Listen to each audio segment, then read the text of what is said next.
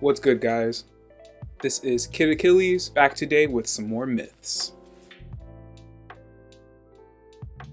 Now, as much as I love doing the chapter reviews and like the episode discussions, I really feel at home talking about mythology. And this one's going to be super cool. I mean, they're all super cool, but this one especially is going to be super cool because it's starting at the beginning. But before we get into things, go ahead and give this video a like, subscribe if you haven't. I appreciate everyone for being here, but let's go ahead and get into this. So as is the case with a lot of things regarding mythology, there are a lot of different versions of how creation happens. I personally prefer the Olympic creation myth, so that's the one we're going to talk about. The Olympic creation myth starts with chaos, and from chaos spawns Mother Earth, also known as Gaia. And Gaia, while in her sleep, bore her own son named Uranus, or Oranos. And when Earth bore Oranos, he became the sky above her. So far, from chaos was born Earth, and from Earth was born sky. So Oranos and Gaia love one another, and while he's looking down fondly at her, he showers down fertile rains that produce trees, flowers, grass, and the proper birds and beasts to fill each. This same rain also creates rivers and seas. So eventually, Mother Earth and Father Sky are doing the, who's he what's it, and she becomes pregnant. And the first children that she births are 3 giants that each have 100 hands, and they are called the Hecatonchires. The other 3 children that she births are also giants who are each born with 1 eye. You may know them as the Cyclops. Mother Earth is thrilled to have birthed some, big, strong, healthy children, but Father Sky fucking hates them. He thinks they're ugly, he doesn't want anything to do with them, and so he throws them back into Mother Earth, into a place called Tartarus. Now, it's said that Tartarus is as far below the underworld as the sky is from the earth, but it's also said that if you drop an anvil down into Tartarus, it would be falling for 9 days. Now, I know that Earth is huge and just vast and massive in the way that we think about her, but imagine for me, if you will, giving birth to 6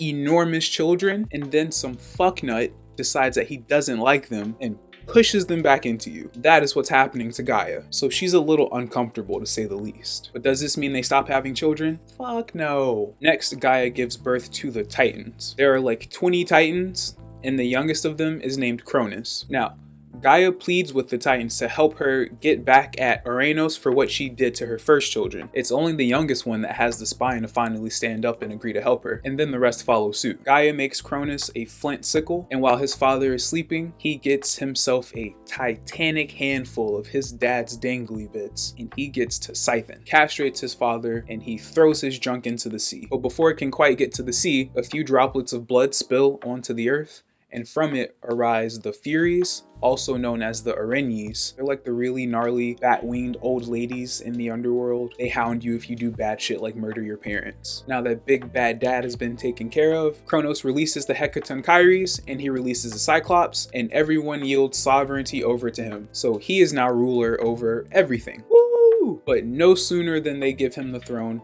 does he throw those motherfuckers right back into Tartarus. And then he marries his sister, Rhea. So as it turns out, Cronus is not much better than his dad. A cycle that we're going to see quite often in the stories that come up. I personally always feel bad for Gaia when I revisit this myth. She cannot catch a break. Alright, so now it was prophesied to Cronus by both his mom and his father as he lay dying that his sons would eventually overthrow him. And so every time his sister wife Rhea had a child, he swallowed it. I think if you were truly in fear of a prophecy like that, a smart man might stop having kids.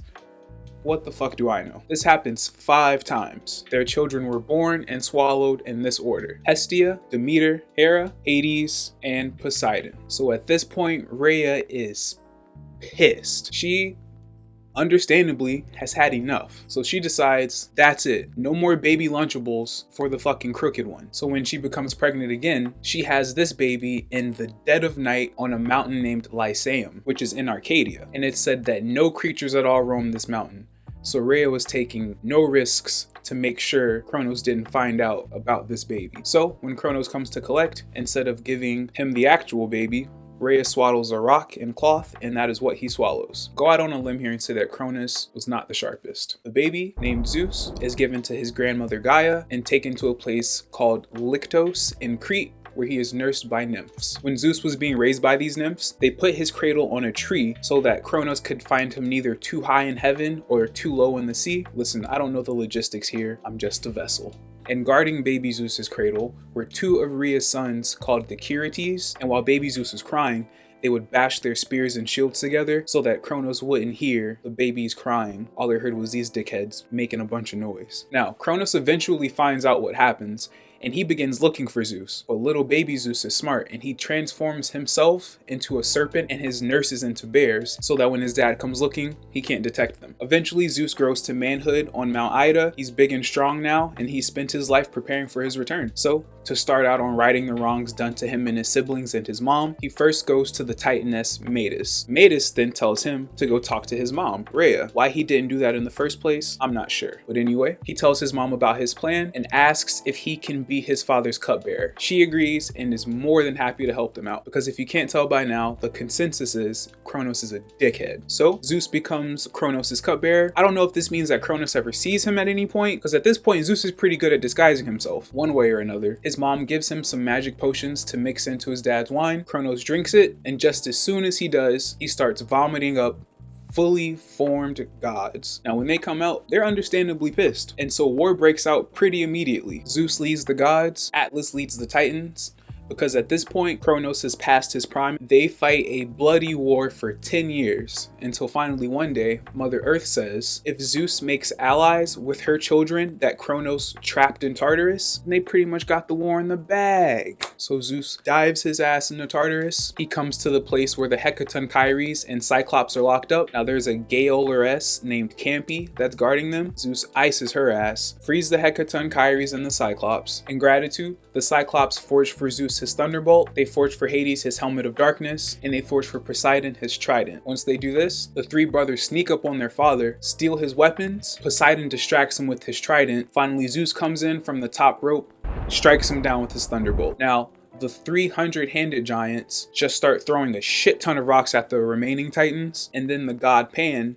who is a god of nature and whose name literally means panic, lets out a crazy fucking scream that sends the titans fleeing. The gods pursue them, and all of the titans except for Atlas are trapped in Tartarus. Since Atlas was the leader, he got the worst punishment, and so for always and eternity, he has to hold the sky up on his back with no help whatsoever. Tartarus is then guarded by the Hecatonchires, and the Cyclops kind of set up shop in various places. We'll see them in some different myths as well. But yeah, guys, that's the start. I think from here, I'll probably get into the birth and origins of individual gods, but I definitely wanted to go ahead and do a general creation to get that out of the way. It's also really fun to talk about. But that's all I got for you this time. This has been your boy, Kid Achilles. Give me a like, subscribe if you haven't, tell a friend. I appreciate you guys. I'll be seeing you super soon. Peace out.